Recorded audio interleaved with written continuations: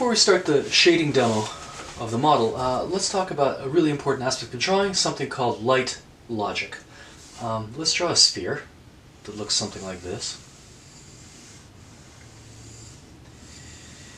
And let's say that sphere has a light source coming slightly from the top, slightly from the front.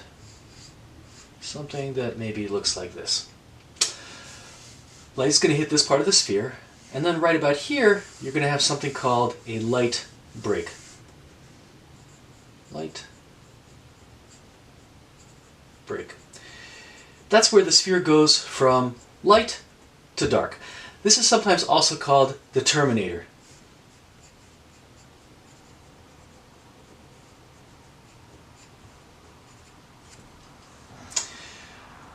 Okay, so this part of the sphere is called a body shadow. It sits on the form, sometimes it's called a form shadow.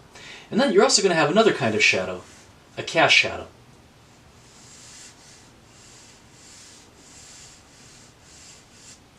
So once again, this is called a body shadow. This is called a cast shadow. Body shadows have three properties, 1, 2, 3, that make them look like body shadows. The first property is that body shadows have soft edges. So when we shade this body shadow,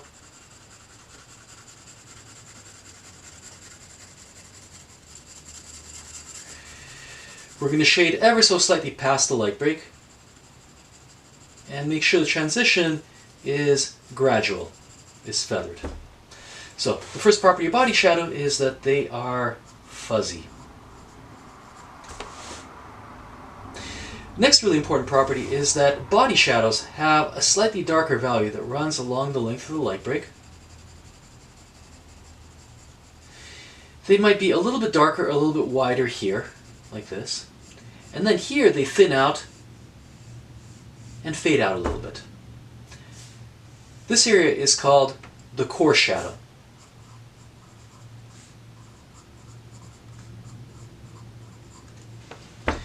And then you have another really important property, a slightly lighter value that runs here. So let me adjust the values a little bit with a paper towel.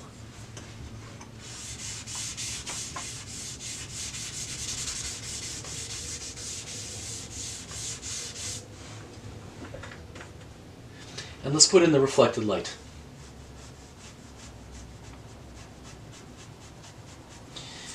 So light is hitting the sphere, but it's also hitting the stand and reflecting a little bit back into the shadow. So you might have a strong reflected light here. You also might see a little bit of reflected light here as well.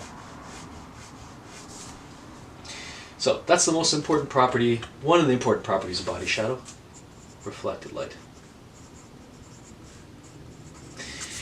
In order for a body shadow to look like a body shadow, it needs to check off these three characteristics. Now, let's talk about the cast shadow. Cast shadows also have three properties that make them look like what they are. The first property is that cast shadows have a very sharp edge.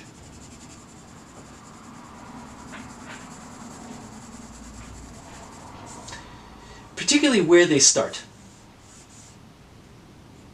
So close to the point of origin, the edge of the cast shadow tends to be very sharp. So that's the first property. Cast shadows are sharp.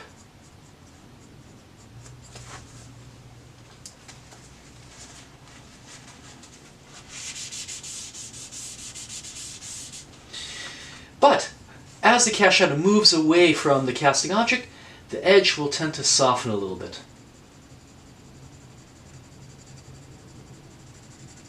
It'll tend to get a little bit more diffused.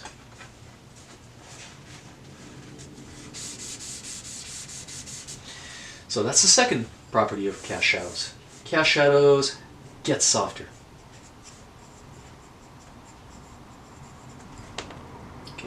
Third property is that cast shadows will generally be a little bit darker at the point of origin, darkest where the forms are touching, right here. A little bit darker here, and then gradually as the cast shadow moves away, it's going to get filled in with something called ambient light, which is just light that's bouncing off the ceilings, the floor, any kind of secondary light that is not the direct light. So, third property of cast shadows is that they get lighter.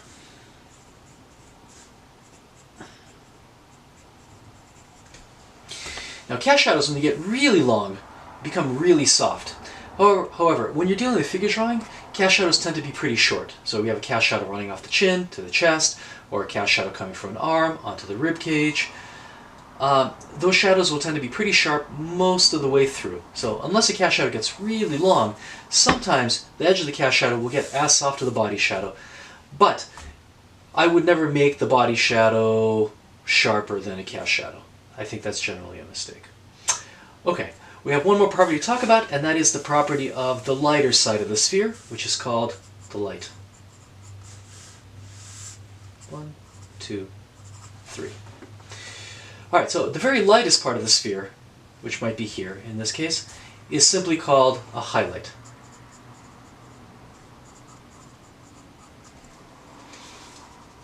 So let's shade this down a little bit. Let's separate our highlight from the light, which is the second most important property.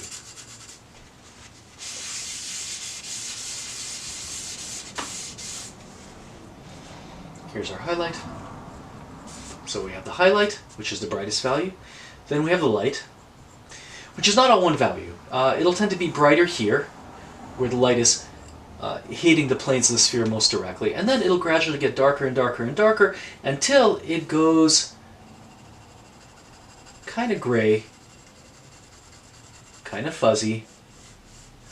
That area is called halftone.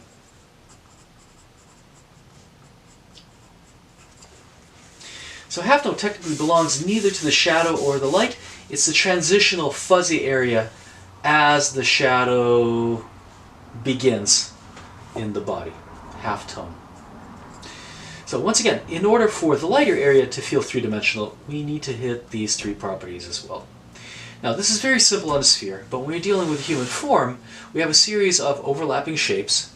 So we might have one thing, one sphere, sitting on another sphere, sitting in another sphere. You're going to have really complicated alternations of body shadow and cast shadow. So for instance, let's say light is once again hitting from this direction, this way. We're going to have a body shadow running across this way, like this.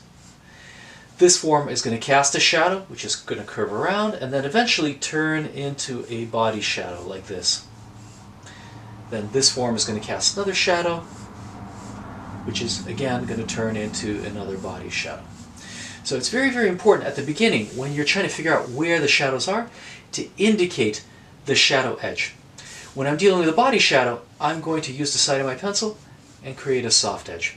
When I'm dealing with a cast shadow, I'm going to tip my pencil up a little bit to give me a sharp line, and then, once again, transition it into body shadow. So we're going from soft to sharp to soft to sharp to soft again. This kind of zigzag pattern is very, very common in the human body, and it's very, very important to make distinctions between what kind of shadows you're looking at, because it's going to quite often change very, very quickly on you. And when I shade, if I'm dealing with a body shadow, I'm going to shade ever so slightly past the light break here to create my fuzzy halftone. When I'm shading a cast shadow, I'm going to shade right up to the edge to make sure that the transition here is abrupt.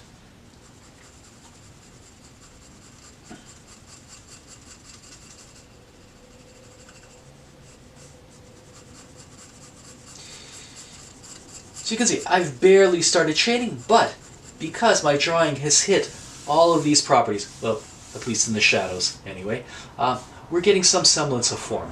Right? So really now all I need to do is strengthen the point of origin of the cast shadows a little bit, and then work on separating my highlights from my lights, getting halftones and stuff like that. And then the drawing will be fully realized.